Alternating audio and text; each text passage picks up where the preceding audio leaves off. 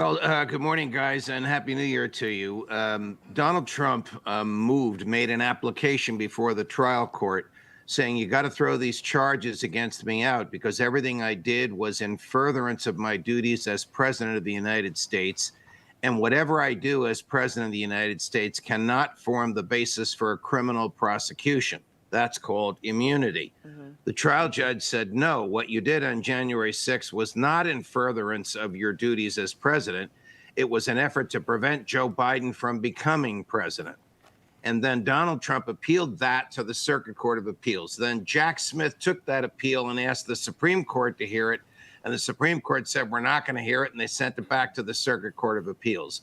On January 9th, next Tuesday, the Circuit Court of Appeals will hear oral argument on this. A panel of 3 judges will hear Trump's lawyers and Jack Smith's lawyers debate and try to persuade the 3 judges of the rightness of each of their positions. The government will argue that what Trump did on January 6th and what he's accused of doing was not within the ambit of the duties of president of the United States. Trump will argue that it was.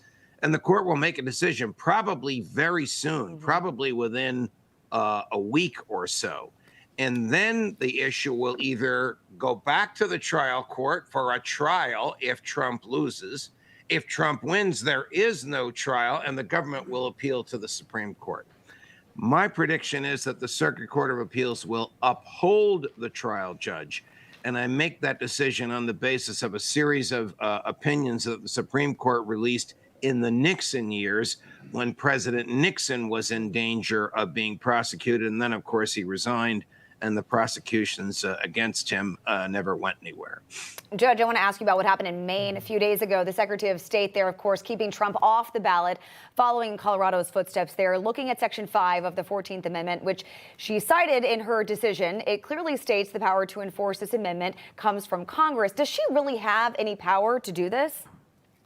You know, it's a crazy situation. That's a wonderful question. It's a crazy situation that they have in Maine, whereby a single unelected official can decide who gets on the ballot and who doesn't, without charges, without a trial, without a jury, without any conviction, without any finding of fault on the part of Donald Trump. So that decision in Maine is being challenged by the Republican Party in Maine, asking a judge to overrule her. At the same time, the Colorado decision is sitting in the Supreme Court docket. The court meets this Friday, January 5th, to decide whether or not to take it. In my opinion, the court must take the Colorado case and either uphold it or reverse it. Because if it doesn't, then you're going to have 51, counting the District of Columbia, you're going to have 51 different decisions and different standards as to what the 14th Amendment means with respect to qualifications for the presidency. And that's not the Constitution. The Constitution needs to mean the same thing in all states of the union. Yeah, absolutely. Yeah, and we're seeing some pushback in Maine as well. The Republicans they've announced that they're preparing an effort to impeach their Secretary of State. Does anything happen with this? Do you expect that Bellows will get ousted over this?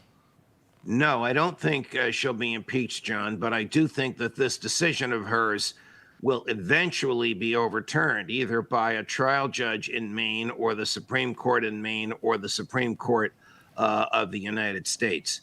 These decisions as to who's running for office shouldn't be made by officials, and they shouldn't even be made by judges. They should be made by the voters. Yeah, and sorry. Go ahead. I was just going to say, when they know that things like this are going to get overturned, why even bring them forward? They know it's ultimately going to end up in a court. You know, you're asking me to get in her head. So she's in the process. She's in the process of printing ballots, almost literally as we speak, sometime in the next few weeks. She may very well have thought that she could catch the Republicans flat-footed and print the ballots without his name on it before there's even time for an appeal. That would be a gross abuse of her office if that's what her motivation was.